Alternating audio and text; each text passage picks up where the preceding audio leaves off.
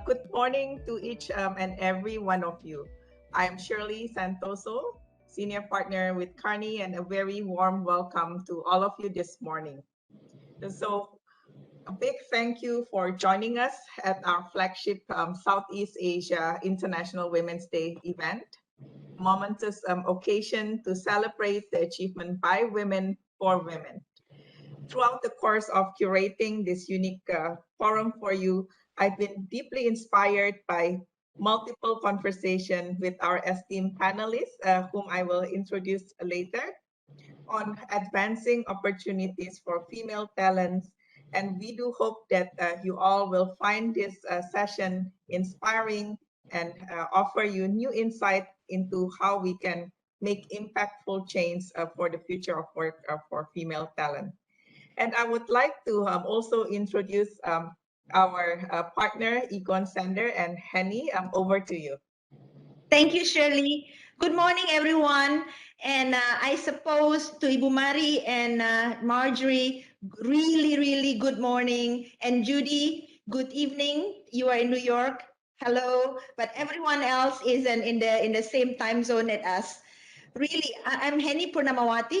I'm very honored to be here today with you to moderate together with Shirley. It is indeed a celebration for all of us today. Women leaders that we interviewed, met, and those who are here today as our panelists are ceiling breakers. With many, I'm sure, the first to their names, truly represent what women can achieve in their chosen profession. We have made progress. Women have made progress, yes. And we observe in our profession as talent advisors that at entry-level career, the number of women and men are almost equal. However, as their career progresses, the number of women decrease quite significantly for many different reasons, such as work culture that make it difficult to balance work and family, lack of support system, mentoring, policy, network, and so on and so forth. Therefore, there are still very few, not enough women leader at the top management. So therefore, would love to hear and learn from all of you today, ideas, best practice, lesson learned in attracting, nurturing, retaining, and creating a workplace that enable women talent. Thank you once again. And with that, let's have a video, of what women think about the future of work look like.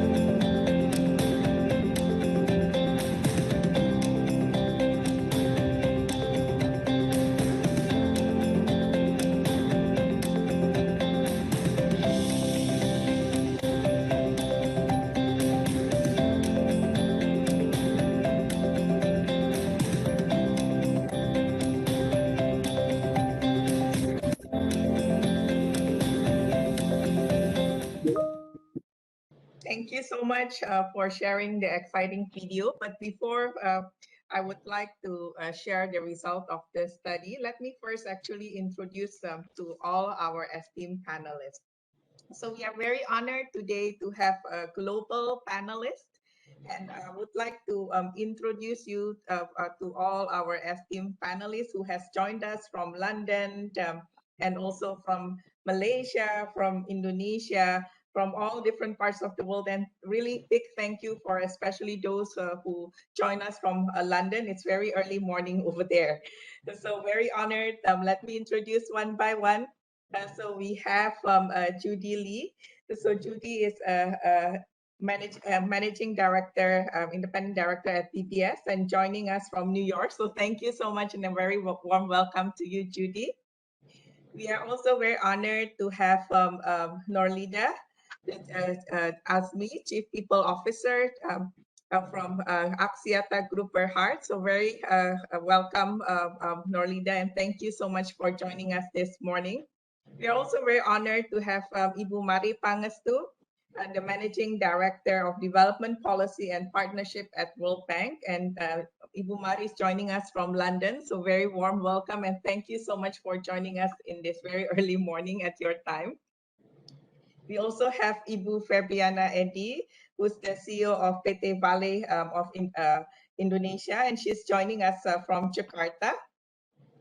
And we also have Marjorie Lau, a board member of Technology and Consumer Good Company, and also she was previously the CFO of Lego.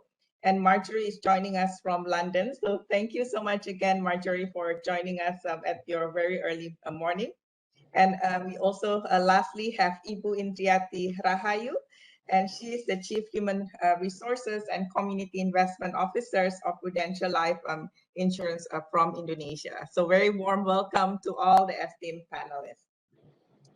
So I hope that the video has inspired all of you. And it really gives me a great pleasure to share the outline of study with you, which we have been working very closely with Egon over the past recent months, where we interviewed about 30 great women leaders in Southeast Asia.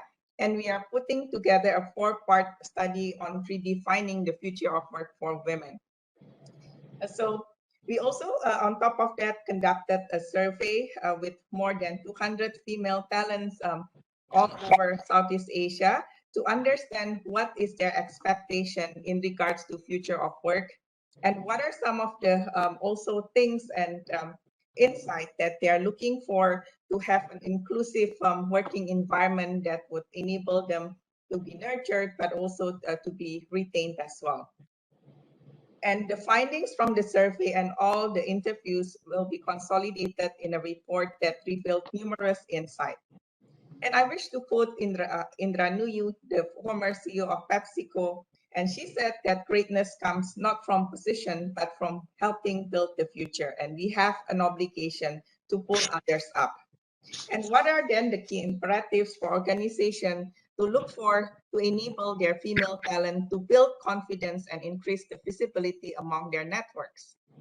So in our study, we have basically 4 pillars, and these are namely, as Henny mentioned, attracting diverse talent. The second pillar is about nurturing and development of female talents. The third one is around ways of working. And the last one is around culture and retaining female talent. And the outcome of the study has been a super exciting journey for all of us to explore new ways of thinking to enable success and growth for female talent. In the nurturing chapter, we identified some key takeaways how to nurture the next generation of women leaders. The first one is the strong female role models that play significant role for women who wish to develop skills or competency that they lack of. Second is sponsoring women is one of the key drivers to promote advocacy and visibility. Thirdly is about augmentation of internal and external networks that will allow women to learn more quickly and build their confidence. And we've also spoke about how inclusivity begins with the choice of language, and we should avoid gendered phrases to allow women to be seen and valued. In the retention chapter, we learn about what's fueling the great resignation and what it takes to attract and retain good female talent. More than 200 women in Southeast Asia we surveyed provided views on the following insight. First one, rewarding talent beyond financial incentive remains key for high-performing talent who are seeking more opportunities to satisfy their ambition. Second, with the mental health deeply linked to personal productivity, employers will need to build support system as part of building an inclusive culture and addressing deep-rooted biases. And lastly, we should also embrace creative solution to meet the growing demand of flexibility at the workplace. We have seen and talked to all our panelists, and beyond that, flex program, childcare facilities, caregiver leave, sabbatical option that can help employers to retain the best talent. And lastly, moving on the attraction chapter, we look into areas within gender diversity and evolving workplace. Our female leaders have emphasized on the importance of empathy to female talents during their pivotal moment, flexibility with responsibility, which is also key to attract female talent, allowing them to achieve both personal and professional goals.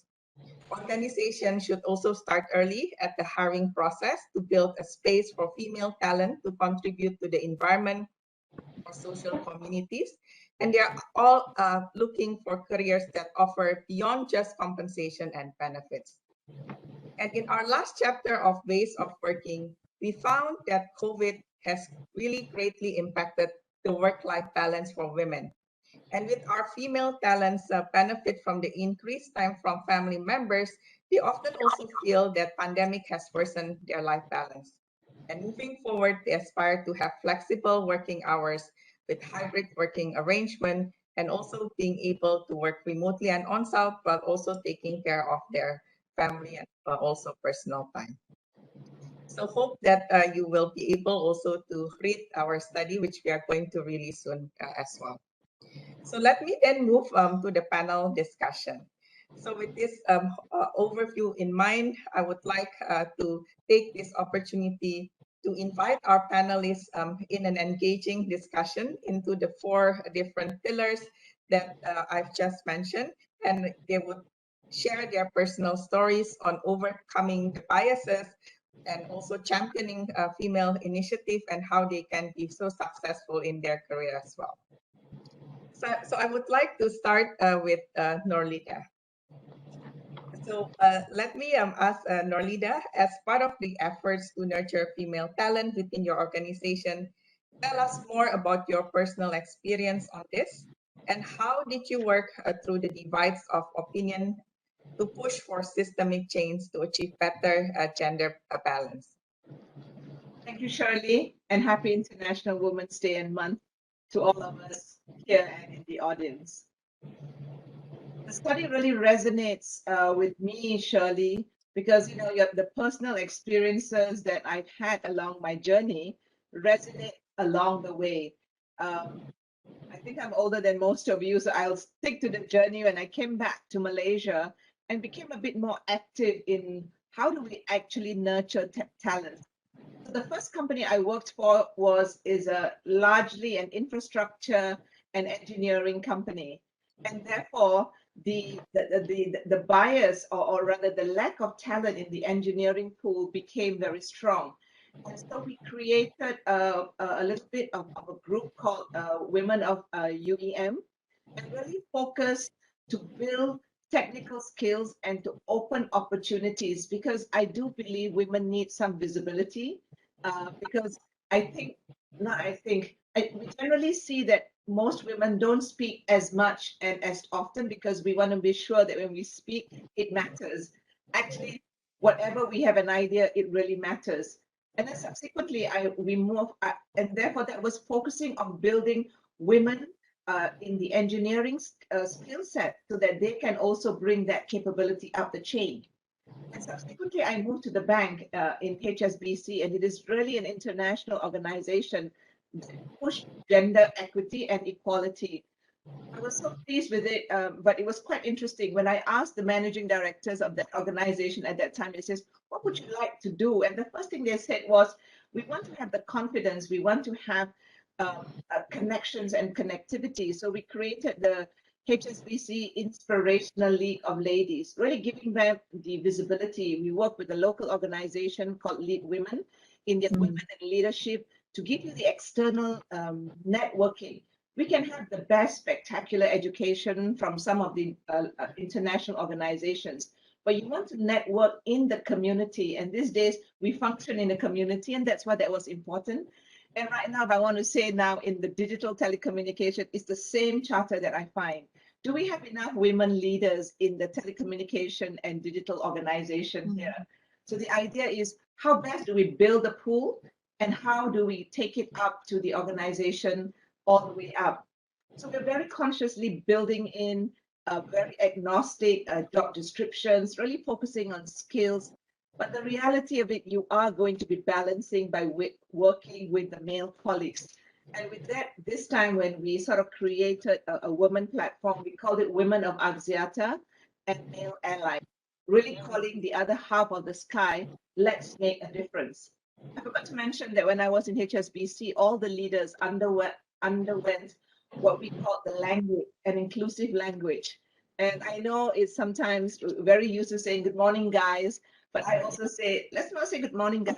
Let's just say good morning, people. Good morning, everybody. Let's not call it fraternity. Let's call it circle. Let's call it network and communities. It's really about changing the communication, the language, and also how do we up and therefore how do we come together? There will still be biases, really calling out the biases. We're also having culture nudges as part of our culture work. Like, how do you nudge somebody to realize that's not acceptable behavior? And it's not always good to just confront, right? You want to embed a change. And sometimes nudging a change and reinforcing brings much more sustainability. And that's what we are driving for. So a little bit is just getting lined up. We signed up with 30% Club to drive women on boards and senior leadership. We recently signed up on women, the UN Women Empowerment Principles, because it really measures where we are in the various cycles. And because when we measure, we can make initiatives and make a progress. And I'm pleased to say that diversity, not just gender and other elements, is generally a board discussion and agenda item here in Axiata. I think I've given you some examples of my experiences and journey in nurturing female talent in the organizations and the various industries I've been in. Thank you, Ollie. That's very inspiring, and it's really great to hear all the great initiatives that you've done in Axiata and also in HSBC. And those are all the things that we can also learn from as well. So my second question is, I guess you spoke about building confidence, building courage. And how do you, or how do we build courage in women so that, women can be confident and step out? And Shirley, that really goes back in multi-layer. First, it begins with the women themselves. How do we help them to have that confidence? And it's not always about hard skills. I attended early enough a program that says women have this a little note in us that tends to question ourselves a little bit more before we apply for a job. So to have the courage is first begin yourself. Maybe find role models, and you says role modeling for me is so effective. And the other one is really, I believe the sponsorship is key. And organizations can really help. Find a sponsor, create a network. Why I like that League Women program is the sponsorship is just not within the organization, but also outside. Because this is the world of outside, right? These days, outside in, inside out. And if you look, and you in your study highlighted that, I love to refer to Gartner about the human deal, because these days our workforce really want more than just money. They want the whole experience. Safe space, and this takes time. This takes sponsorship from the organization, and therefore build much more empathy. Listen to signs, unspoken words, and also for what's very key, especially after the pandemic, we find that both men and women are reflecting. Do we really want to do what we're doing, when we do it, and how we do it? This radical flexibility is really forcing organizations to just say, okay, this is what I want from you, and this is what you want from me. I do believe it's a two-way communication. The courage comes from ourselves. The organization has a responsibility to also provide a safe place, as well. Look at your talent development programs. Enough equity. I'd like to emphasize on the word equity. It's because in my organizations we have the diversity, but equity is really about really upskilling, providing our women equal access to the opportunities. Because we like to think that we got the job, we got ahead because of our capability and merit. But we want to have that opportunity, and therefore that equity and access is very key for me. Have the courage, persevere, and I do believe we will change and move the needle significantly. Thank you so much, Ollie. That's so inspiring, and I can totally, I mean, relate with you. Like all the equity, providing that access and the sponsorship is so key to help really to develop women, to nurture, and to make sure that they can step up and play also much bigger role. So thank you so much. So I would pass it to Henny actually to ask the second panelist. Yes. And then the question is for Ibu Mari. Ibu Mari, thank you again so much for spending the time. And also, your our interview, a month back, right? And we are inspired with your life story in terms of pushing the about what you can achieve, considering, how your upbringing, and at the time, when you grow up, you study and then become who you are today. Could you share with us how do you encourage a growth mindset in our female talent, Ibu? You say growth mindset? Yes, right. So they can achieve whatever possibility that they can achieve, their potential. Yeah, I think if you talk about growth mindset, it's basically that girls, I think you should start young. You should start when they're still in school, right? I think I was lucky that my parents brought me up without distinguishing between. I mean, I was the only girl in the family.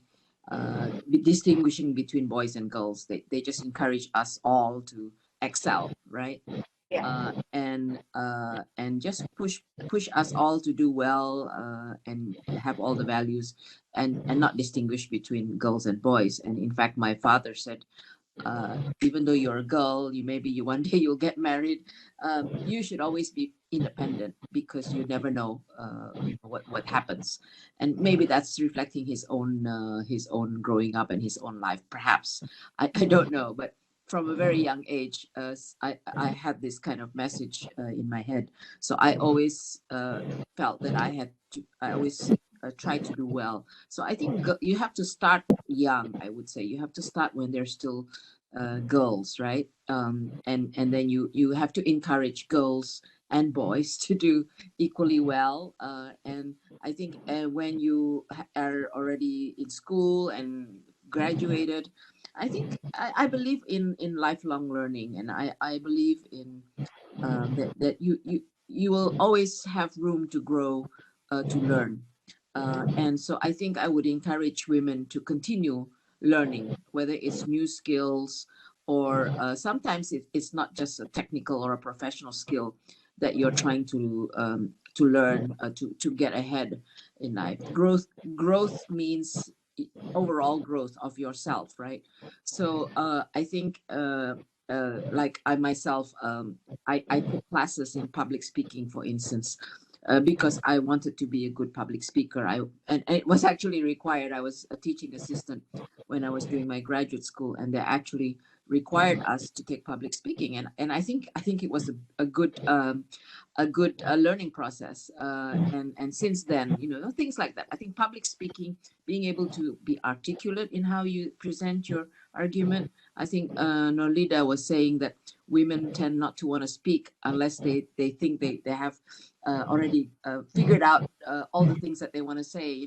I think that is, I've observed, especially now I'm in the bank, that is actually, I don't know whether it's something that is affecting also your growth career, because sometimes people will notice those who speak up. They may not be the smartest one, maybe some of the comments also not the best ones, but women tend to be more reticent. They tend to not want to say something if they feel that they haven't got all their arguments well thought out. And I think maybe that's also something that women can work at. I would say that you need to work at being more confident and being able to articulate your thoughts and the way you argue or present in meetings and so on. Because unfortunately, at the end of the day, being noticed, but being noticed for the right reason, that you got good ideas, that's one possibility. And I think the other growth opportunity is, I would say that I think networking is important, and it's not just networking in your company or it can be in many kinds of networks, professional associations, community, or whatever. And these are actually volunteering to be responsible for something, or being the officer in that particular club or whatever it is. It's actually gives you visibility that you never imagine will help you in the end. So I kind of grew up in Indonesia as an economist, just because I volunteered to be very active in the Association for Indonesian Economists, for instance, helping with conferences and whatever, and delivering, right? And then people notice, oh, she can work, and she's very responsible, she's etc etc. So I think you have to find growth opportunities. And my final thing I would say is that my final advice is that you need to challenge yourself. So you need to get out of your comfort zone. Challenge yourself by volunteering or doing work, or doing an assignment, which is actually very difficult. But it's a growth opportunity as you're doing a difficult assignment. Might be something you don't know much about, but you will grow into it. Yeah, and that is, I think, the way that at least in my own experience, I was able to learn a lot and have many opportunities, because I basically volunteered sometimes, for doing things that are quite difficult, and then sort of proving that I could do it. Oh, thank you, Kumari. And we remember in our conversation a month ago about, I think one of the challenges, you when you started your career, is not just being a woman, but being young, right? Yeah. So how do you overcome that? And what advice would you give the audience in terms of, being courageous? Although you are young, you are just, starting your career and so on. Yeah, that's a good question. Hopefully times have changed.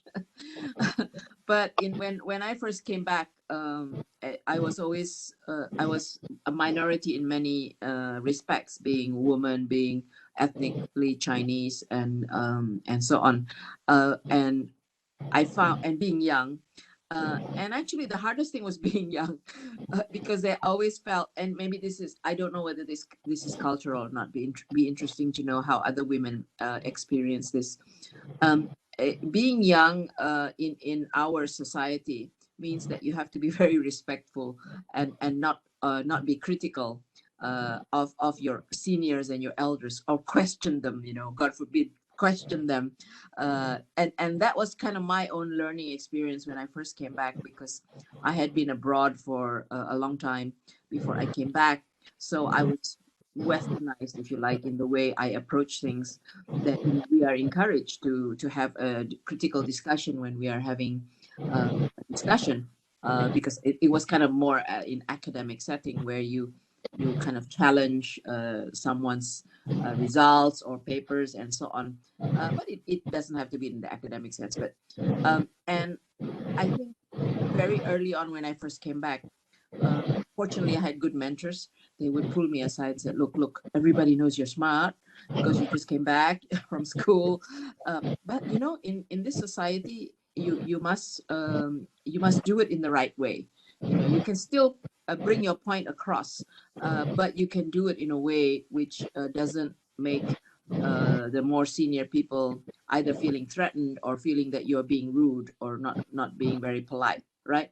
So I sort of took that on board and I said, okay, I started observing. So I think the way we have to survive in any kind of setting where we are the odd person out, and maybe many of you women leaders have always been in kind of like, I'm the first woman or I'm the first person to be doing this, and I'm an oddity because I'm different from the others. How do we get accepted? I think gone through many stages in my life where that was always the odd person out, and I think the power of observation, just to observe how does this particular setting, what's the norm and standards for this particular setting. It's not that you accommodate. I think it's just that you show respect. Uh, this is the way a certain setting people behave, or expect you to behave, and you can still get your point across. You can still get the job done by making sure that you respect the norm and culture that where you're at, and it can be in different interpretations of this. But for me, it was always about, okay, it's about, okay, I want to make sure that I get my point across, or I want to make sure that my idea gets buy-in and support. So how do I achieve that goal, and get people on board with me? So it's more about that, and that's, I guess, one of the things about being young, is that, but I think society has changed today. Maybe it's not such a big barrier today, but at least I think in the past it had been a barrier. Thank you, Mari. I think that's a great advice. I think it's a universal advice that applicable to men and women as well. And thank you so much. And Shirley, you wanna go ahead with the next task? Thank you so much, Ibu Mari, again, and very inspiring to hear all your stories. To be many of the first female PhD, first female minister, and and your role today is like really inspiring.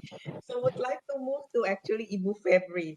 And so, Ibu Febri, really excited to speak with you and also to learn about your career journey as well in Vale and how you rise up to become the CEO of Vale.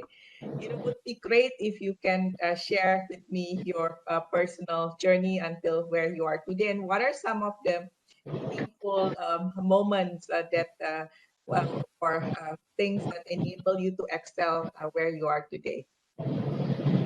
Thank you, Brusali, and thank you everyone for the opportunity. Good morning, good evening. I hope you are in good health. So I'll share a bit of my personal journey. I started with Vale in 2007. It was a while ago in the mid manager level, and at that time I was one of very few female manager, but my role required me to spend a lot of time on site.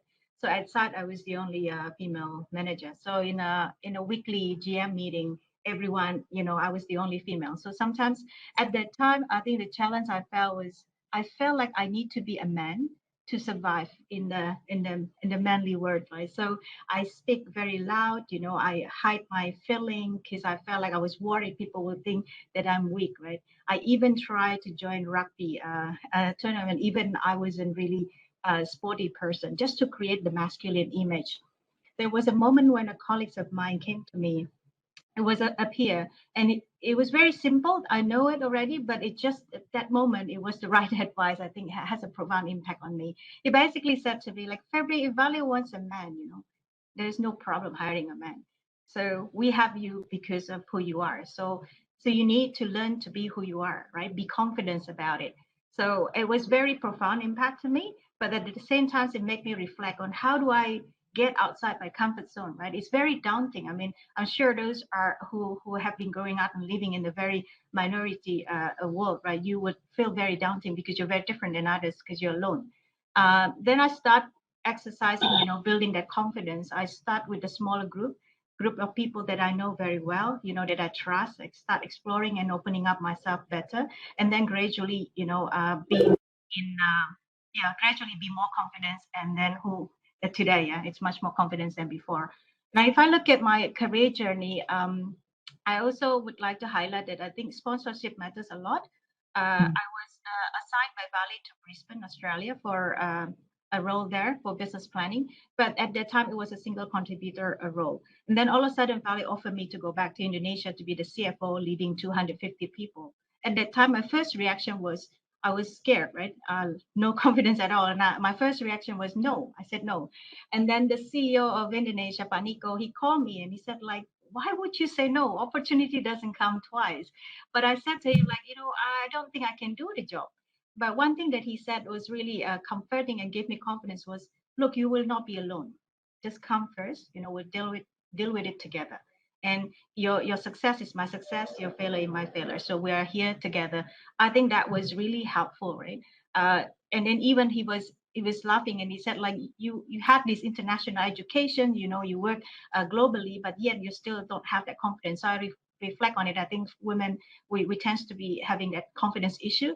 And through this today opportunity, I like to encourage all the women out there.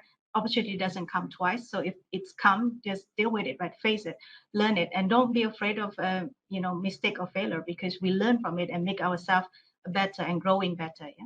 So that was just a bit of a journey. So if I could also share with some of the personal, I think, attitude that I have that helped me stay and then grow to the CEO role as well, is the positive mindset. I think it's very important to grow and nurture a positive mindset.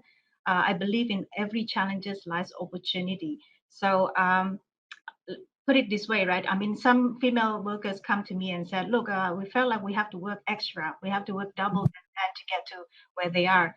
But if you think positively, you are trained, right, to be more successful. Use that opportunity to actually to nurture. And by the time you get there, you will be a stronger leaders, you'll be stronger manager. So it's important to, I think, cultivate that positive mindset. And I think we all need to be grateful. All the female joining this call today, right? There are still many female out there that don't even have an opportunity to study or even to have an access to work and career. And the fact that today we have this is already something very fortunate compared to others. So I think we need to be grateful with that. And then once you reach the level that, I mean, as you grow, be successful, don't forget, right, to help others to get into top level as well, because I think we need that support system and network. Yeah. Thank you. Thank you, February. I mean, that's very true. Like, the sponsorship, the attitude, and also enabling other leaders to grow is absolutely crucial to pull all the others up. So also I would like to understand, February, I mean, in your very hectic life as CEO and as a mother, and how do you strike a balance between, your work, your life, and personal time? I mean, how do you do that? Is it even possible? So, okay, I'll share a bit of my perspective. Yeah? Hopefully, it resonates well with others as well. I think for me, first, very important to work for a company whose purpose and value are very much aligned with my personal life purpose and value. I see how I realize my life purpose through my role in my company. So that gave me passions and energy to continue strive for it, because it is very challenging, right? So in Valley, for instance, our purpose is to improve life and transform the future together with society. So this is like a every human being purpose, right? So I see how I can really improve other people's life, the workers, the community where we operate, the children's, and the society that we are in, right? So I feel like that's very important. And why I start with that, because that was really the source of strength for me to continue strive for the best, right?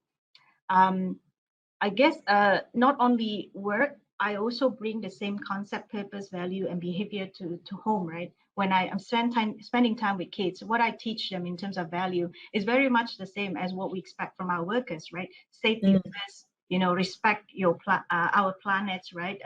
Value people, taking ownership, ethics. I mean, those are very great value for a human being. So I feel like, it's so much integrations between my work and my life at home, right? So I'm very passionate with that, and I actually feel like a lot of people, have an idea that work-life balance must be achieved when you allocate equal time and energy between work and home. And even there are a continuous pressure probably for some women. People may say that if you are more disciplined, if you set up your routines better, then you can achieve both, right?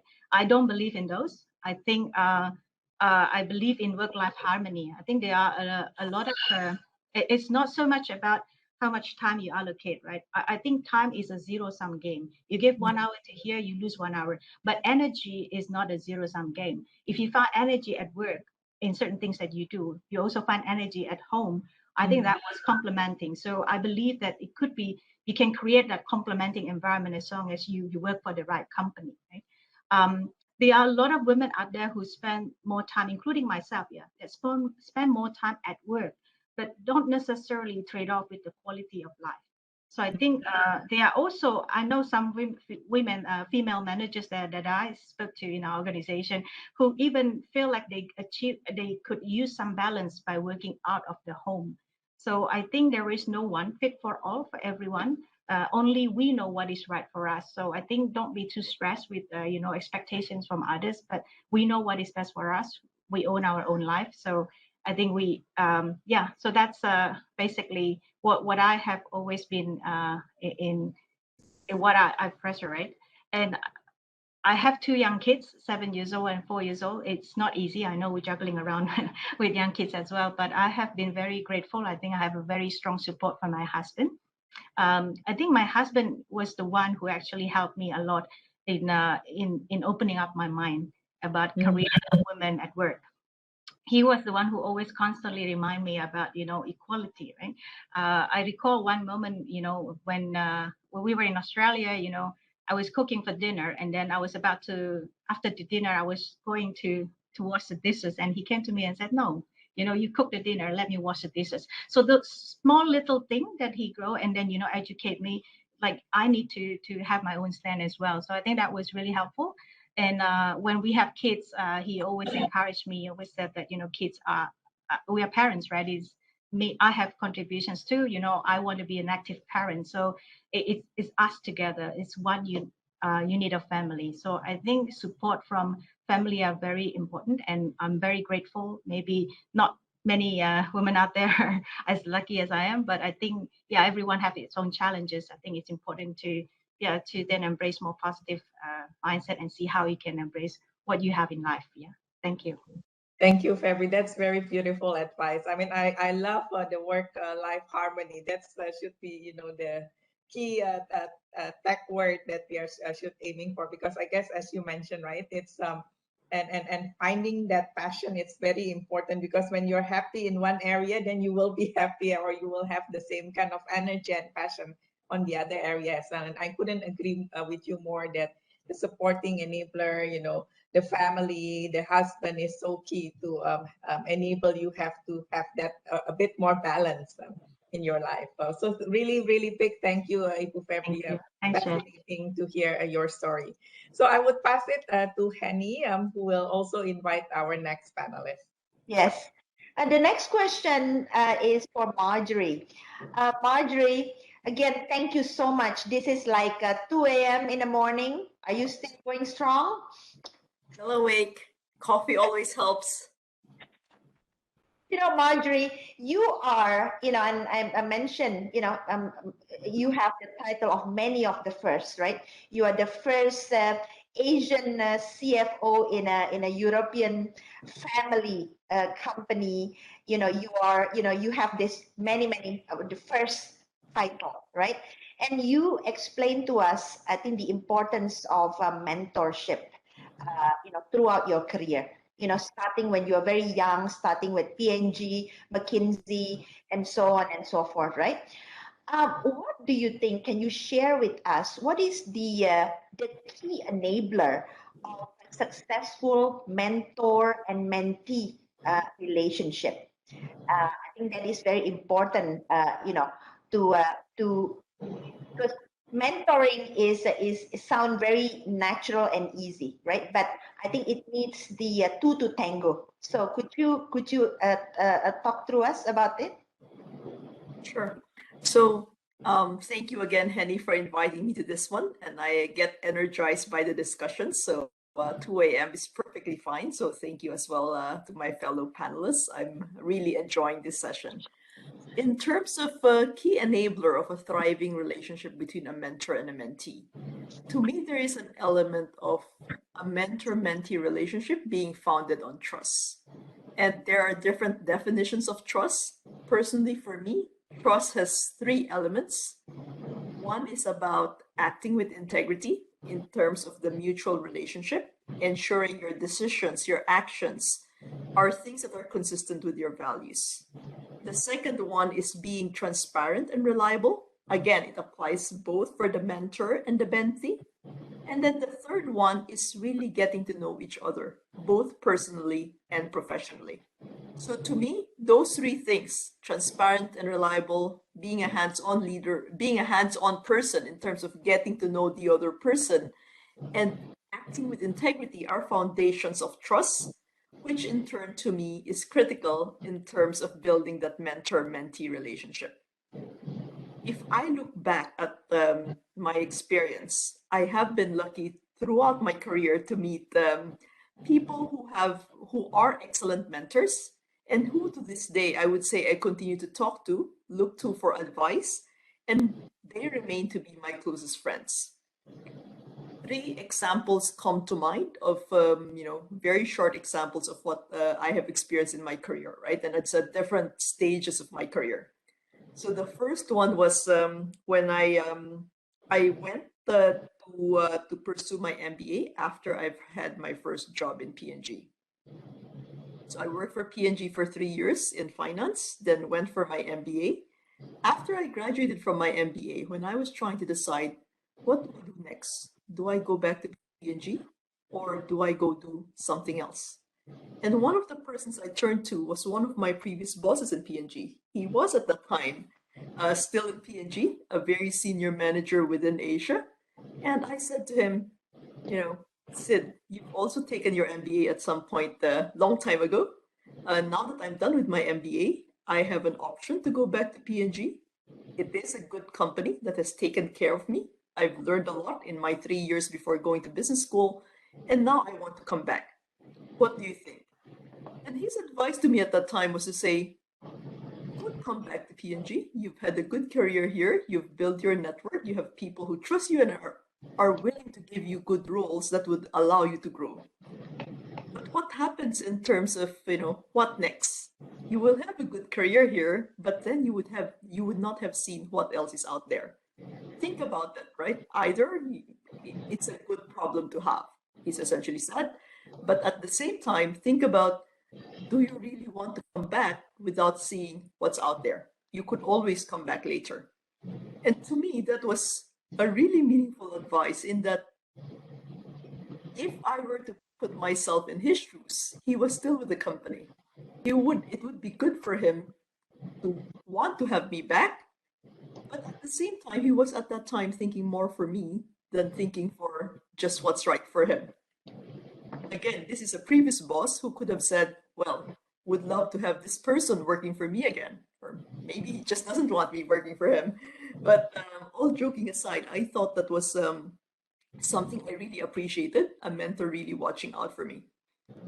And the second example I had was just before I took my first CFO job, which was with a European technology company. It was a publicly listed company. I've been working for the company for 1 year, straight out of McKinsey, and I was told that I was going to get promoted to the CFO role. And my reaction at that time was, I'm not sure I'm ready to be a CFO. I've had almost 3 years in P&G, straight out of undergrad, and then another 3 years with McKinsey. I'm not ready to be a public company CFO. But the CEO at the time, and now still my mentor and friend, convinced me and said, why not? Right? Yes, you may not have the experience. You haven't been a CFO before, but I know you could do it. And that vote of confidence convinced me to try it out. It was not an easy, it was not an easy step up, if you may, but that vote of confidence gave me the courage to try it out and learn from the role as I go along. And that also then created further opportunities for me later on to take on my next CFO assignment. And my third example is a mentor who actually, in my most recent CFO job with the Lego Group, was my first boss in the Lego Group. Very early on, when I first joined the company, I was a bit uncertain. It was not easy for me to adjust to the Scandinavian culture, if you may. And it was, when I first joined, less so now, very much a Scandinavian company. And I wasn't sure if I was happy there. And I really appreciated how my mentor at the time, my boss and my mentor, said to me, look, you are doing a wonderful job, but I'm not entirely sure either if you're happy. But for you to be successful and for you to really find meaning in the job, we need to make sure that you're happy. So what do we need to do? Well, let's discuss what are the things to help you be happy in this role. And again, there is an element of that mentor looking out for me. So if I look back at these experiences, these mentors, again, first they started out as my boss. Then I started realizing that they're more than just my boss. They're also people who are watching out for me and who are helping me guide me through my career. And now they're also what I would consider my personal friends.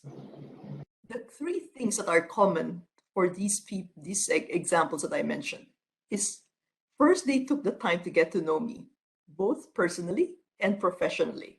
What's important to me? The last example that I gave, he realized that for me, relationships are very important. Liking the people that I work with on a personal basis is important to me.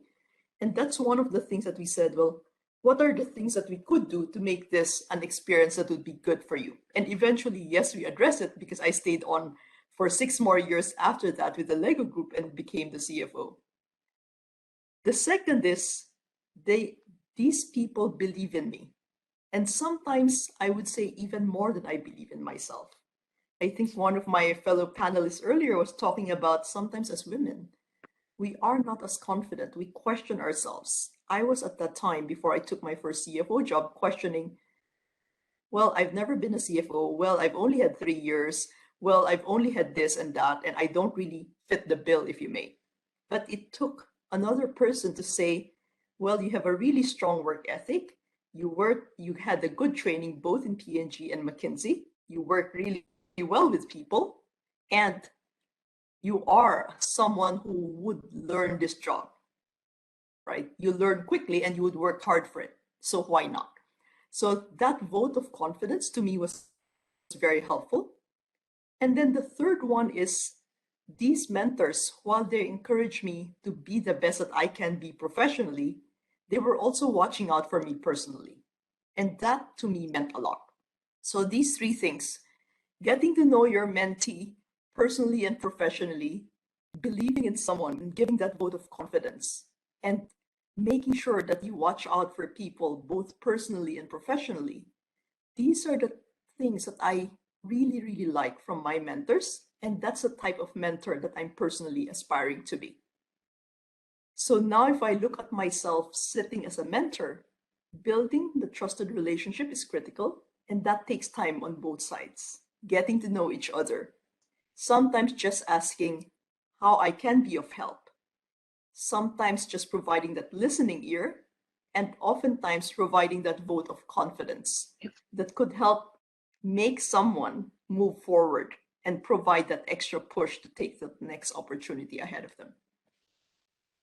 Thank you so much, Marjorie. I think the second question, I think this is brought up also by Norlida and Ibu Mari, right? I think the importance of building network, not only within the organization, but also externally, right? So what is your advice for women leader to be able to create a strong relationship with their network?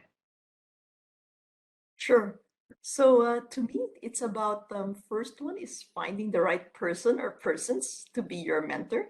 It is not so much to me, networking is not just about the number of people that you know, but rather the depth and the quality of the relationships that you have with perhaps fewer people. Knowing that these are people that you could both contribute something to as well as learn something from. To me, there's also an element of chemistry, meaning these are people that you also enjoy spending time with. So the first one is finding the right person or persons as part of that network. The second one is nurturing those relationships. Not just when you have a career question or a specific topic to be discussed, but just even in terms of keeping in touch.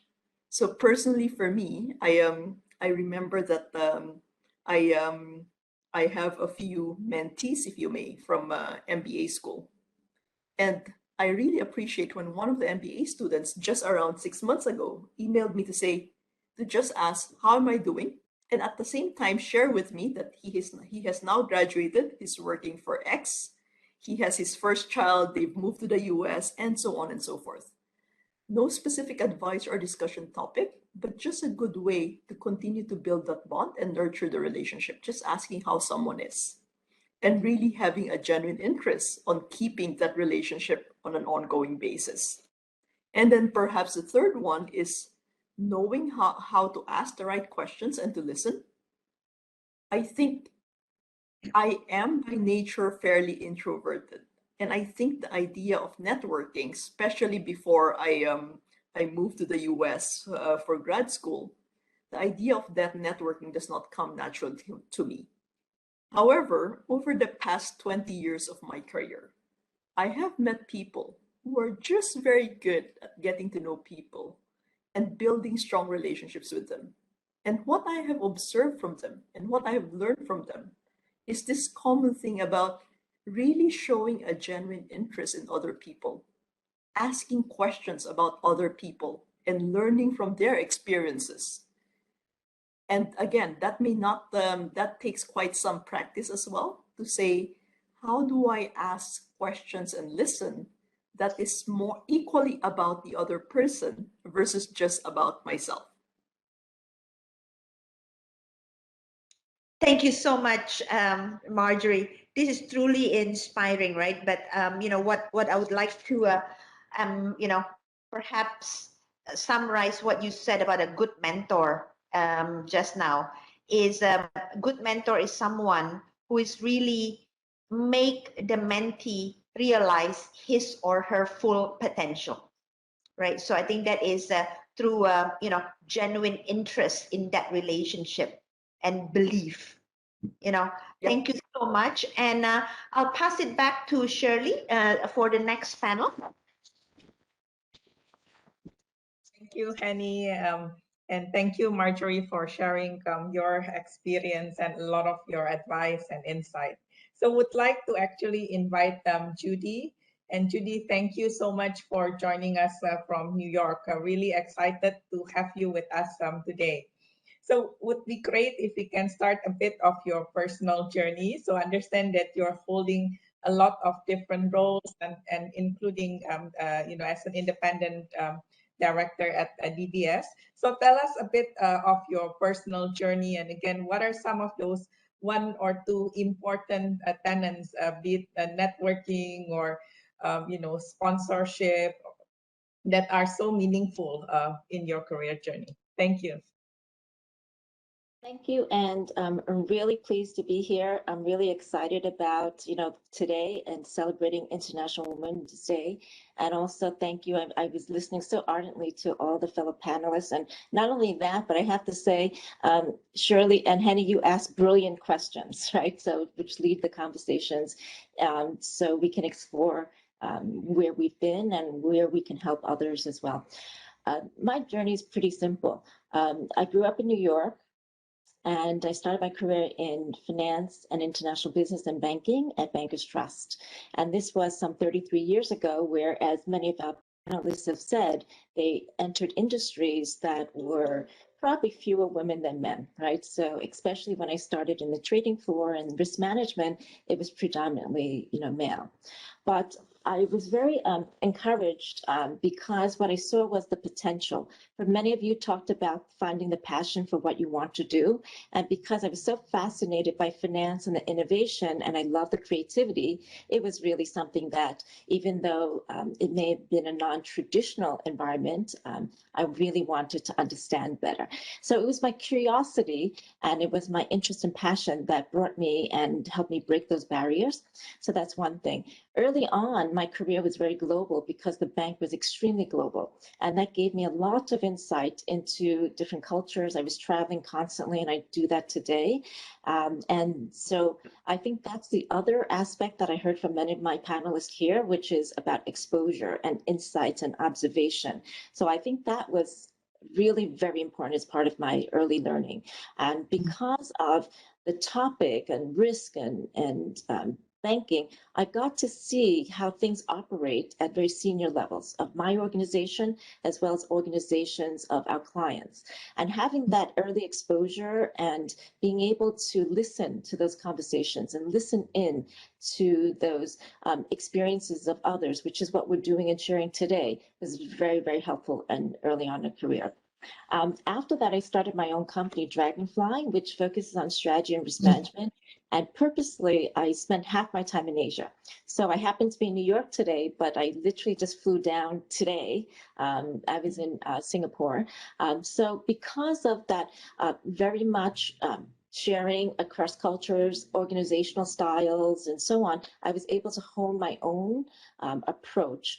And similar to some of the people that shared, I grew up in New York. In New York, you think it's international, but I grew up with was the only Chinese Asian family in my neighborhood. So I was the only, let's say, very extreme minority case, because everyone else came from very different backgrounds.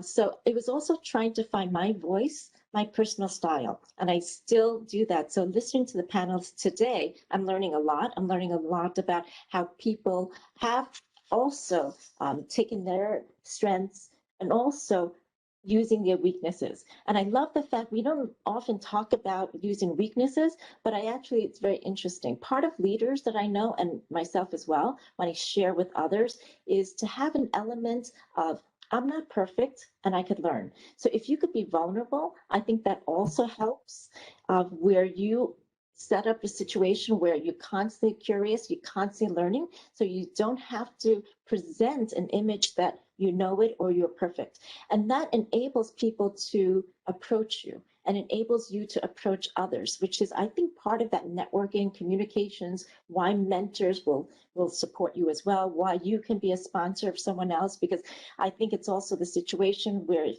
people can be intimidated if you come across as, this is so perfect. And that's not reality. And I think part of that, what we talked about, is courage. So in different situations I've had to take risks. And in fact, my profession is all about risk management for corporates, but I also think about risk management on a personal level. And I want to confront what courage meant, because we've heard it, I think every panel talked about some courage, but literally it is that there is fear. What we're afraid of is, let's say, in a new situation, we're going to be embarrassed, we're going to be rejected, we're going to be, come across not at our best.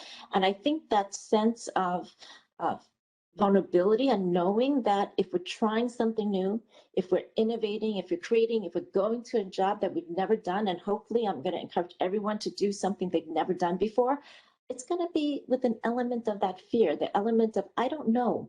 But if you could approach it with that curiosity, and if you could approach it with something different, like then, oh, I have an image to protect, then I think you could overcome that. I think that was very, very important to myself. And I think that's where I see in others. And it allows you to kind of make that bridge between where you are and other people as well, because you know that they may be sitting with that same fear. They may be sitting with that same concern about, what I'm projecting. And it's for men and women, right? So it's the same approach to leadership. It's the same approach to mindset change and mindset shifts that I encourage. So I guess, I'm sorry, Shirley, I shared a bit more than my just journey, but I think that really was my journey. I don't think the journey around what I did, the companies I'm at and all that is really, no one remembers that at the end of the day. We all have had long careers and we may be in different companies. But I think the journey that I want to talk about is that personal journey, which is more important. That's internal journey and also how you connect with others. Thank you, Judy. I mean, that's absolutely very inspiring. And I'm learning a lot from you, like the passion, the exposure, how you can become authentic, letting yourself vulnerable, and also be curious to progress yourself, to learn new things, and also taking risks at some point. And so that's very true. And that's something that often we don't feel comfortable. But I guess when you are feeling uncomfortable and you feel the need to learn and to progress, that's where you learn the most. So thank you for sharing that. And another question that I had, since you're sitting on many different boards and as part of recognizing more female talent at the boardroom, is there anything that you did in particular in your organization to stay mindful in terms of who's on the table and who is missing? And what are some of the things that have been done to actually increase the number of women leaders as well? Okay. Well, thank you, Shirley. I think that there are things we can do individually, and then there are things we need to do organizationally, and certainly, as Ali was saying, also in bigger platforms like 30% and, other networks.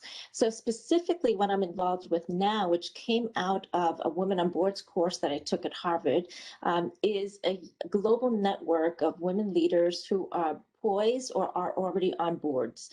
And I spent a lot of time with that. I'm a founding member of a nonprofit alumni association that is focused on supporting each other. And it really is about that connection point that everyone spoke so well about. We need networks. We need people that are role models. And it's not about experience. I actually have role models that are people that are just starting out because it's the quality of the people that we're role modeling, right? Not necessarily the position itself, right? So look beyond that position to what we look for inside that we want to help and enhance. I do think there's a role of having structure that advances more women. It's about scaling up the opportunities for women, scaling up the opportunities to get that exposure. So we have had situations where dynamic conversations and people from different understanding of what it means around diversity. So I want to talk it within a context of diversity. It's not just about gender, it's about having voices, right? It's having ideas and it's realizing the value of that diversity. Today, we're talking about gender, which is critical because there has been that inequality, so to speak, at many levels. And to be able to change that, I think we have situations where we need targets. We need to set expectations. We need to set that understanding that levels and sitting in a room where there are more voices and shared voices and being open to that helps. So you've had targets, European companies and countries have had targets, they've had quotas. In Asia, I think there were so many studies around that, and you yourself are doing great studies. I think we need to advance the concept of what equality means and be able to say that there should be more places opening for women on boards. And I think that is going to be a progression. We've seen some small movements in Asia. I think we need to provide that opportunity. But what it means is also that we have to prepare. So we prepare two levels, ourselves individually as women to aspire to that role, and that goes to self-identity. If I can't even imagine myself in that role, if I don't self-identify in that role, I'll never prepare myself. The second thing is the organizations have to be prepared as well. Right, and that is to have a suite of opportunities for women to move into executive roles, P&L roles, C-suite roles, so they do get the exposure and experience necessary to operate at that level and to be able to contribute at that level. So I think preparation, planning is critical. I think also that awareness and setting targets is something that gives us the impetus to start that execution around achieving the targets and that equality that we're all striving for. Thank you, Judy, and couldn't agree with you more. You know that the preparation, planning, awareness, and setting the target is so key. But I really also like the fact that you mentioned it comes at two level. Individually, how do we also prepare ourselves to have and to play a bigger role? And that is again, I think, relating to all what the other panelists said about building that self confidence in ourselves. That yes, we can do it, and we can take the next role, and the other one is on the bigger platform at the organization side, how they can also prepare themselves to allow more women to be on top. How do you nurture them and set them for success? So thank you so much, Judy. Really, really great to hear, you know, your very inspiring stories and also advice for all of us. So would like to give it back to Henny, who will invite, Ibu Indri. Thank Yeah. you. Ibu Indri, this is you are the last but not the least.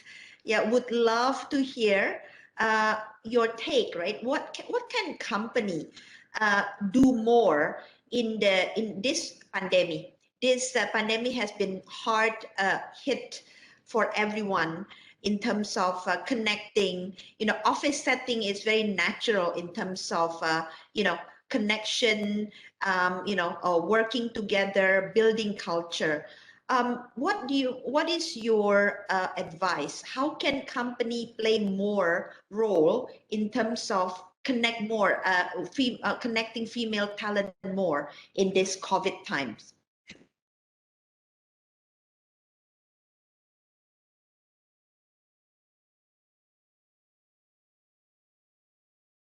You, Ibu Henny. I hope my voice is clear. Very, very much. Is that clear? Because Yes. I have. All right, thank you. Because I got notice of the limited bandwidth. So yes, this is really a very a good opportunity for the every company to really look and review on what they can do to have the commitment of the equal opportunity and break the bias by providing a flexibility with responsibility. I think the pandemic has teach us a lot.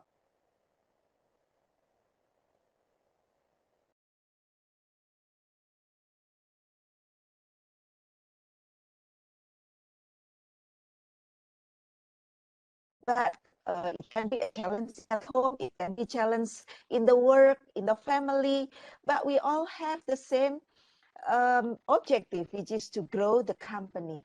So that if the company have the overall system to facilitate the equality opportunity according to the circumstance of the individual, that will be very helpful. So flexibility will provide equal chances for everyone.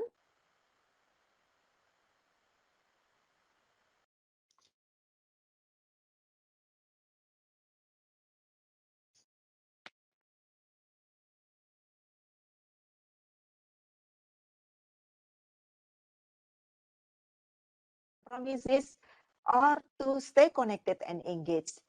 And the responsibility is also, deliver because of the flexibility that is given. This definitely requires an empathetic values to be implemented both for the employees as well as for the leaders. For the employees, it needs to have a self-discipline, self-drive, self-motivations to ensure a consistent performance through the time. And I think we learned from Ibu Febri, sharings that, people with a clear purpose in their life, they can deliver, they can have a self-drive, they can have a self-motivations to really reach their best versions. And, with the hybrid working like now, or even 2 years, working from home, it also give us a learning that actually the motivations is no longer work, going to the office every morning and going back at home every evening, because, we learned that we are facing almost the same every day at home. The house, the place that we are working, the place that we are having interactions with the family, with friends is actually almost the same.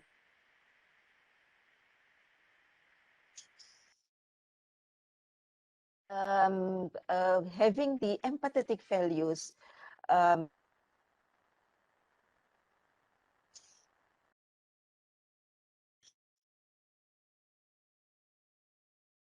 why they exist in the world and what makes them really getting motivated in the life.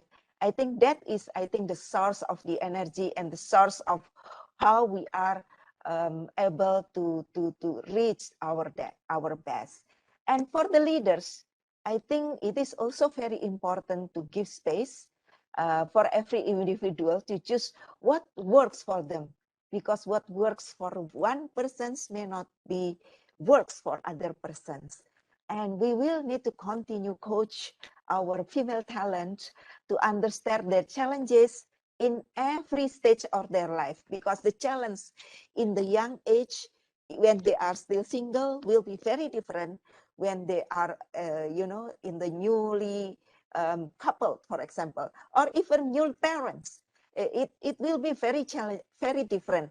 And even for the one with kids is already growing up, it's also different. So I think we need to understand that everyone has their own challenges. And I think with a lot of sharing coming from the earlier, also from Ibu Mari Pangestu, the mentorship, networking between women, and as well as sponsorship from Oli is also very important. But I would like also to add one thing that I think is very important, is also the company can provide an equal opportunity for every individual to have, when they have a new kids, to have or to prepare to be a parents. Because earlier we keep on talking that the female employee needs to prepare themselves to be a mother, but I think we need to also prepare also the male to be a father. So we need to prepare both to be a parents.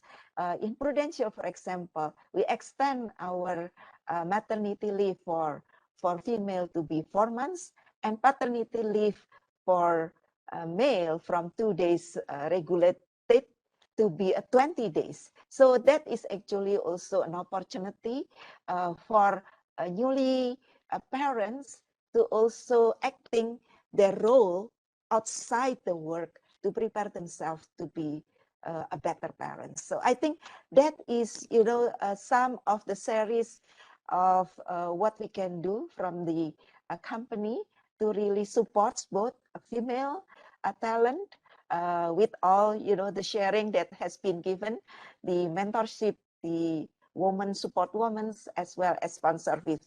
Can you imagine if every leaders in the company sponsored one female talent, we will be able to have a better success story of the female talent reaching up into the corporate ladders. That I think is what I can share. Ibu Indi, what such a beautifully put, words, right? And I think it's a great way to really wrap up our panel discussion. And what you said is truly resonate with with us, all of us, and the panelists as well. So basically, there is no cookie cutter approach, right? From a company standpoint, we have to treat everybody as a unique individual because they have different need, different stage of their career and their life. And what I particularly love is that you champion the extension of a paternity leave as well, because you think that the responsibility of career advancement not only with the women but also with the support system around us as well. So thank you again, Ibu Indri, very much. And we'd like to move to our question and answer session with the audience. Yeah, and please feel free to write actually your the question in the chat so we can pick it up. But this is your chance. We are having all these great women leaders with us today, and it's very rare to hear their advice, their experiences, their personal stories. So please do share your question.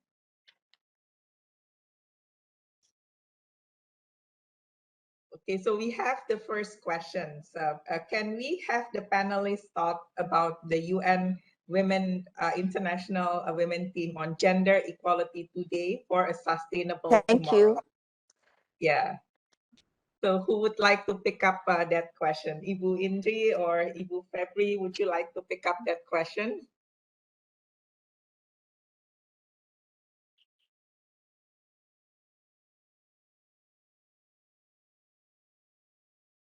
Maybe Ibu Febri, would you like to pick up that question about the theme of the UN Women on gender equality today for sustainable tomorrow? What is your thoughts when you hear about that theme?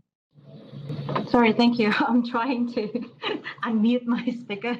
Okay, yeah, I think it's very true. Yeah, we need to fight for that gender equality today. I mean, from a lot of aspects, right?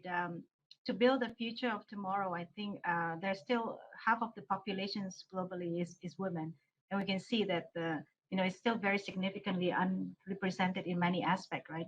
So I think, yeah, the talent.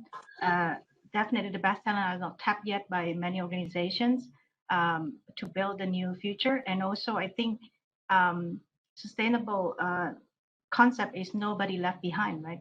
So I think definitely I could not agree more, I think, with this concept. And we need to do it together, yeah? As many panelists mentioned also, right? How we come to where we are today, there's a lot of bias, stigma, because how society raise children, right? Boys and girls are treated differently. So we need to start early. So at home, at society, community, at work, and also at government level, I think all the elements need to work together to bring that future. Yeah. Thank you, Fabian. Rightly said so. Yeah. Maybe yeah. Go ahead, Penny. Yes. While waiting for the new questions feed it to our system here, let me throw a question about the mental health issues. During this COVID time, we heard a lot of issues. This is not about just professional, but children at school, about mental health. What are your thoughts in terms of, how can we make our workplace safer and recognize the mental health as part of the problem as well? Maybe I will start with Norlida. No, we found that to be a very relevant concern because at the tail end of our employee engagement survey, mental well-being actually featured rather of a concern. And when we deep dive on the segmentation, it was really focused more on the women. Just early indications just highlighted that balancing the work-life integration was not quite reaching the harmony that my fellow panelists was asking. They just felt that, oh, I would rather come to work than be at home. So we're saying, but that will cause them a different stress. What we are making sure that, the mental health is, apart from availing a dedicated life coach or counselors, is maybe if we really tell them that you can flex your work anytime as long as you deliver, it'll be good. So that's what we did recently, where Flex at Axiata is a policy at Corporate Center. And recently we also said, okay, let's do institutionalized Feel Good Friday. So in the afternoon, no meetings, please. Just let some of the people wind down. And a lot of the benefits are being echoed in the first instance by women. So I think mental health has many elements. And the other thing is, a lot of companies are availing training and well-being programs. They're not availing the time. Are our people expected to do these activities on their personal time? But the personal time, they're running around other things. So these are small measures that we are hoping will make a big impact into the well-being and the mental health of our people, including the women. Yeah. Thank you. Thank you so much, Norlida. Indri, what do you think? What is the what is your organization is looking into this mental health issue?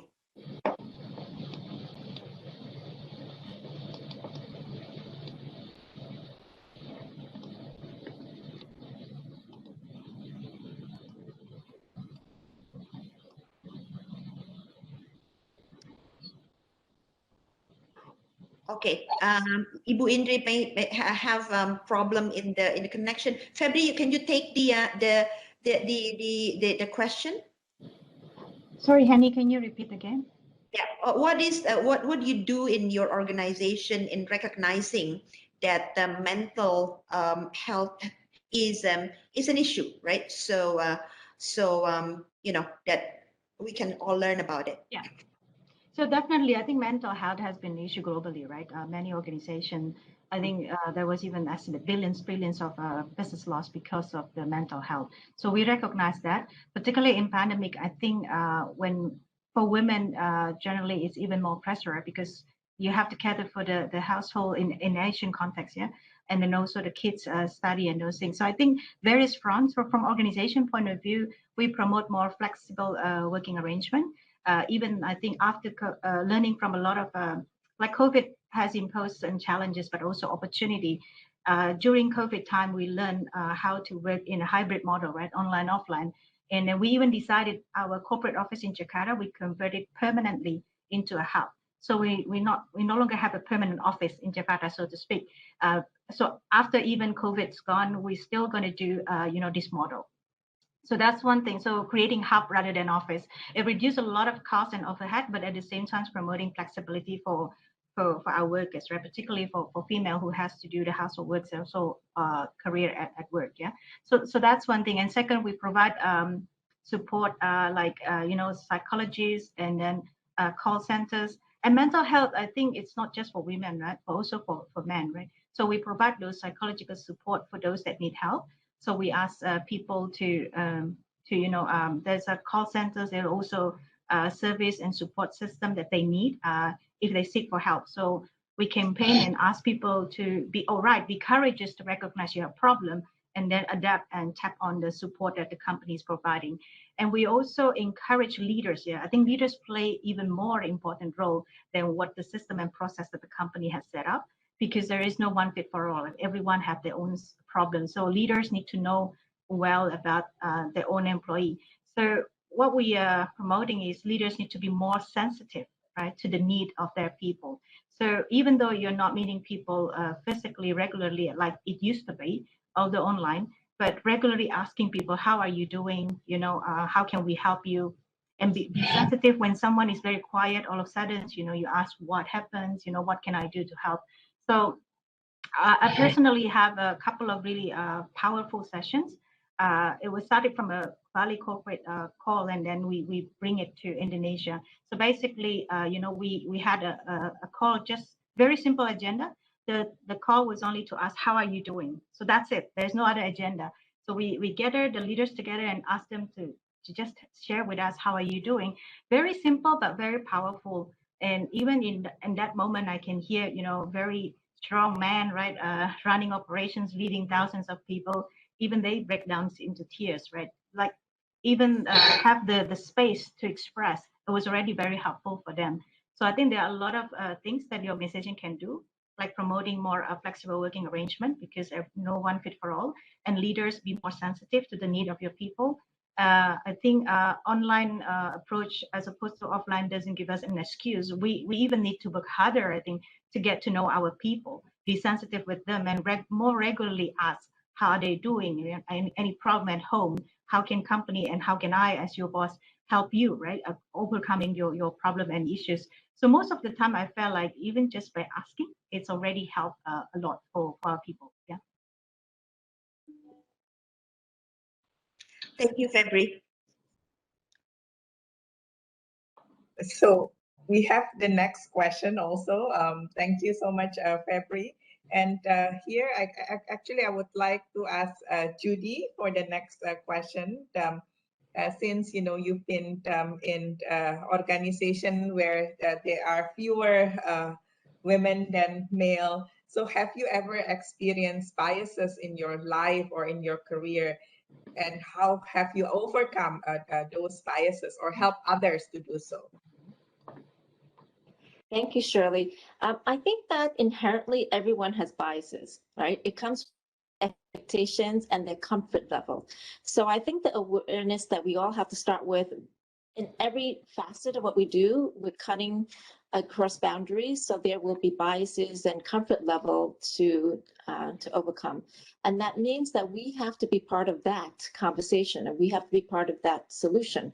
And so the first step is knowing that if it's out there, how do we make that bridge from where we want to explore new opportunities, or where we want to go in terms of new positions, or where we want to be as part of new conversations that they may not have expected us to take the role. So yes, we shared that, I grew up in an area that there were no other Asian families at all of whatever composition of Asian, right, backgrounds.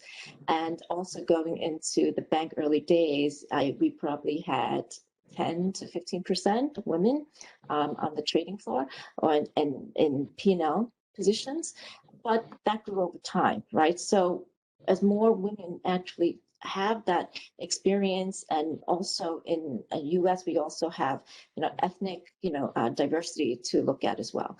And so I think that cutting across the boundary is, number one, being aware that that exists. Number two, making sure that you are presenting yourself and in such a way that you are, we talked about hard and soft skills. In this case, I think having the technical and the capabilities to be in those conversations, to prepare, and then more importantly, the soft skills to be able to build that personal network. And that to me starts with being able to reach out and expose yourself a bit and to share, so that they see you as people, they see you as the same as them. And that connectivity is around, we're the same. We have maybe different backgrounds, but we have same experiences. And then to spend time together, as our panel said, to invest the time and spend time together so they get to know you, you get to know them. And I think all of that, if we connect on the human level, the biases go away. They just fall. It's not something you have to do as actively as say, okay, you have a bias and we shouldn't have this bias. And I think if you go, in that way, I think that is too confrontational. So I think it's more about getting people to be comfortable with you by sharing a little bit more about yourself and what you need to do. So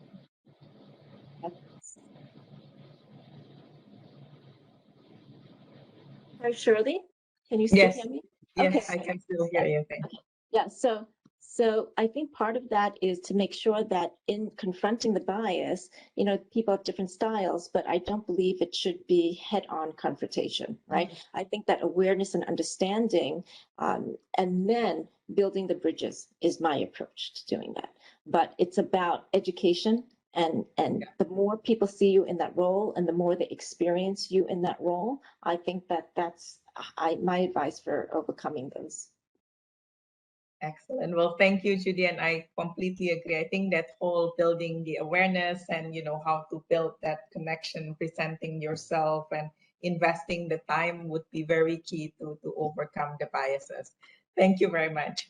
And so, Henny, I would pass you to the next question. Yes. And the next question is for Marjorie. This is about the mentor-mentee relationship, right? You talk a lot about the, what will make it work, right? So the question in specific is, what is the responsibility of a mentee, right? So to make that relationship equally, fruitful as well, right? Because this is again, this is two ways relationship. So that's a very good question, Henny, right? The emphasis on the two-way relationship. So to me, there is an element, and I think when we were talking before, Henny, one of the questions that you asked me was how did you build that relationship with your mentors when you've said that you've had mentors who have helped you? And as I think about it, there is an element of number one, really making sure that as a mentee, you also create a platform for trust with your mentor. Knowing from them, for as a mentor, for me as an example, I feel that it encourages me or gives me energy to also get to know someone if I feel that that effort is being reciprocated. So it's an openness, and I think one of my co-panelists mentioned it earlier, an openness to be vulnerable and to reveal more of yourself to the potential mentor is one. The second one is being open and being reflective about how can someone be helpful to you, right? And again, it's a two-way relationship. I've shared previously in my conversation with Henny that oftentimes I would just ask, how can I be of help? And the discussion would go from there. So on the side of the mentor, there is an element of reflecting as well and saying, where is it that where I can need most help? Where is it that I can learn from the other person?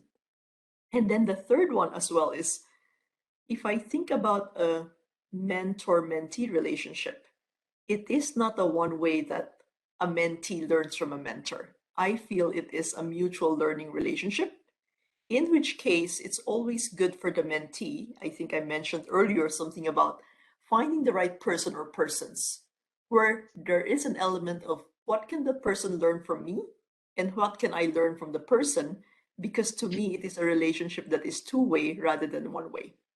So perhaps I would say, if I were to summarize, right, first one is about putting in the effort to get to know each other and being authentic and being willing to be vulnerable, to share yourself, to share more of yourself with the other person. The second one is about making sure that you're being reflective and recognizing what are the things or where are the areas that I could need help on.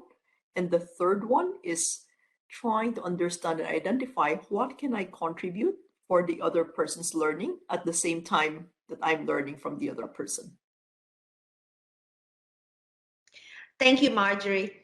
Let me ask, maybe final question and a bit of, provoking question, right? So there is a comment from the audience that all of the panelists are underestimating themselves, right? There must be something that you are doing, throughout your career to get where you are today. Yeah. So what is it? What are the key points, to make you to achieve where you are today? Please don't be modest.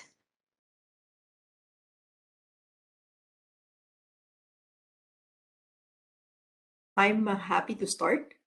Okay. So there is an element of, there is hard work involved, and I would have to say that I'm one who has worked really, really hard. But I think one of my fellow panelists called it out beautifully earlier, is there is an element of choices that you make, right? You choose to work hard, you choose to achieve something. And yes, there's a limited amount of time, but it's also about enjoying what you're doing. So for me, there's an element of, yes, there's a lot of hard work involved, right? Things don't come easy, but at the same time, as you work hard, there is an element of, when you're surrounded by the right people, i.e., people who could become mentors, they also recognize and give you credit for that hard work, and that also encourages people to help you. So to me, that's an element of hard work in and of itself, reaps rewards in terms of your own learning, in terms of delivering results, and at the same time, it also encourages other people to help you. Thank you, Marjorie. What about Indri? Hi. I think what is very important here is that everyone has the right to achieve their best versions, the best versions of themselves, according to what they dream for.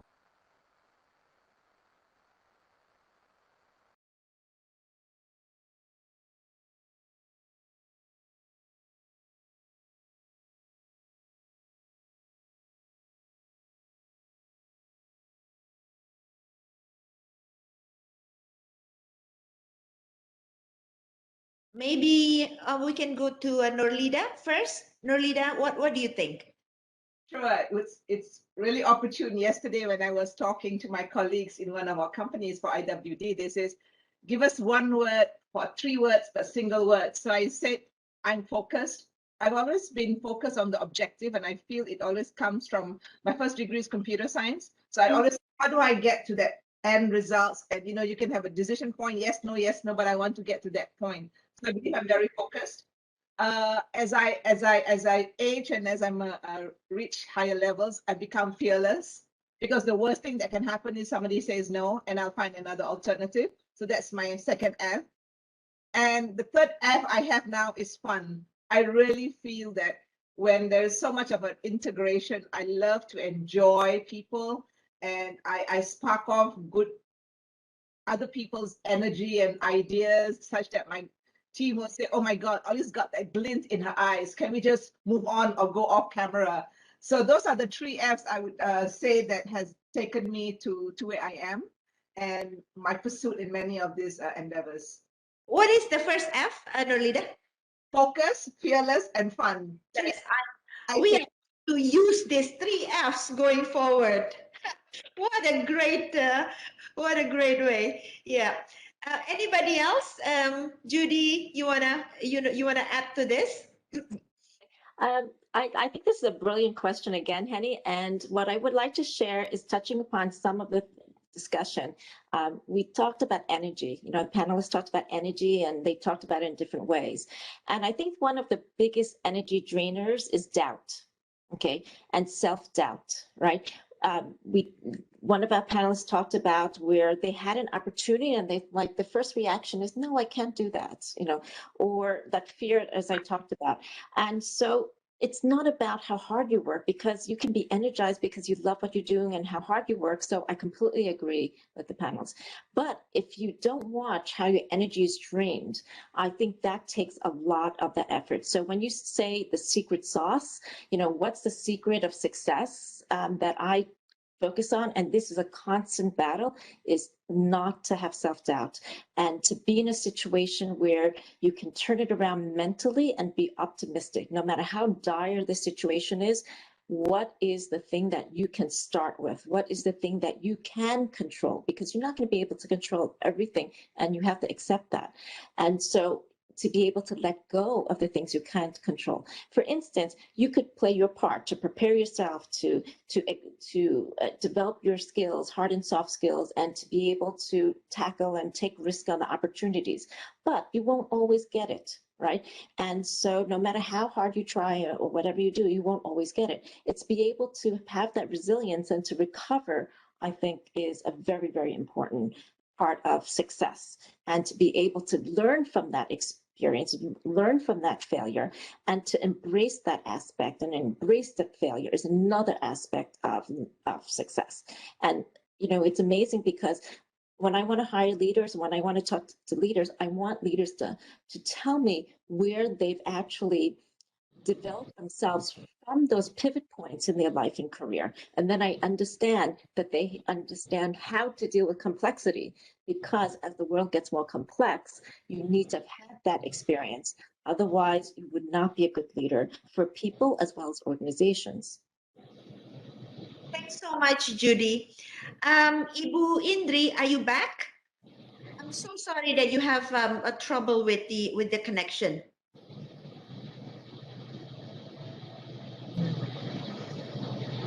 Okay, we seem to lose. Yeah. Febri, you wanna have the last comment on this? Thank you, Henny. Yeah, I'd be delighted to share comments. I think if I reflect on my life and my career, yeah, my learnings are different from various stage of life, right?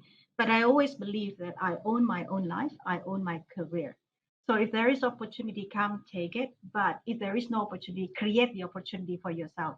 So I believe on myself that I own the career and I own the opportunity. So with that in mind, I think one of the things that I have strength is determination. Never give up. You always find a way of reaching your goals. Maybe it's the other panelists call it focus. Yeah.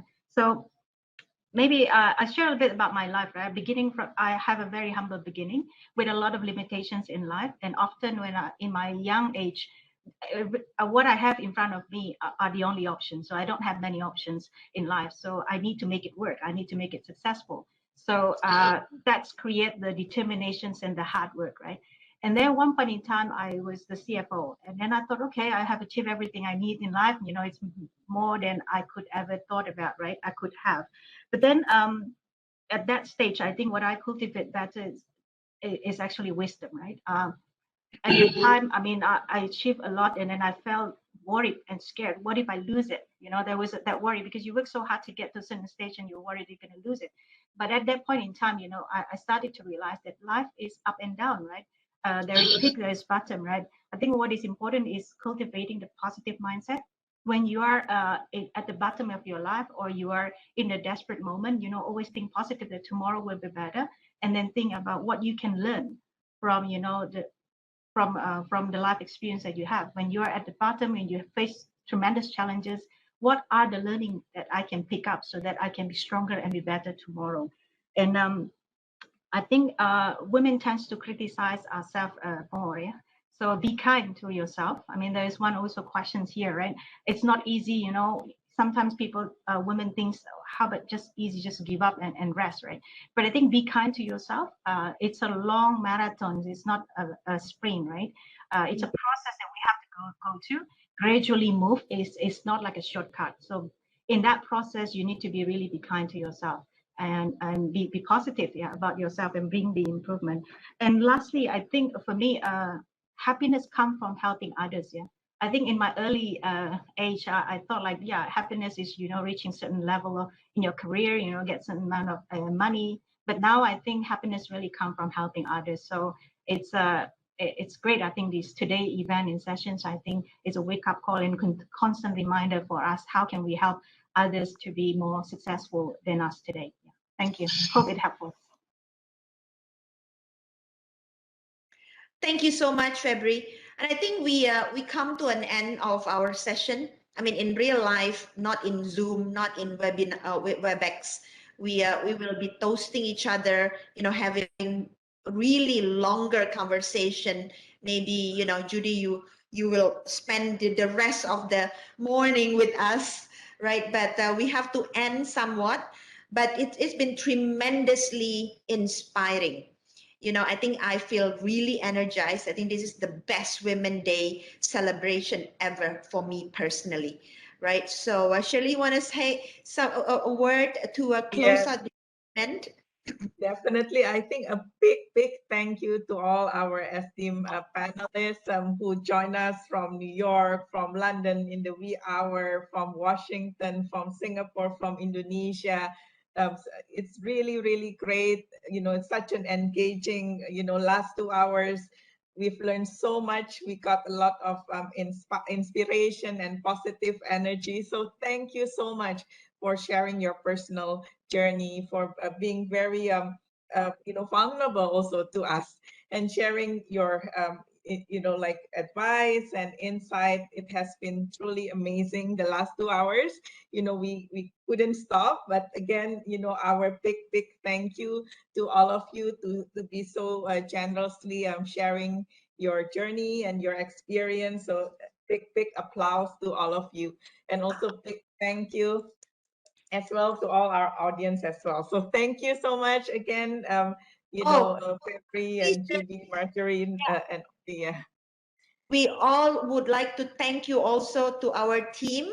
I don't know Yes, whether we can, you know, you can show the video and all that. So, you know, our colleague, both from Kearney and Egon Zender, have been working tirelessly, but they're so energized and inspired as well.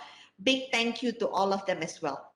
yes, big thank you to Perny, Leah, Yame, and Safira, and all the econ team, the IT team, and Priscilla and Shika to lead such a great effort. So thank you also from all of us as well. So thank you again, everyone, and hope we see you again. Yes. Bye bye. Bye bye.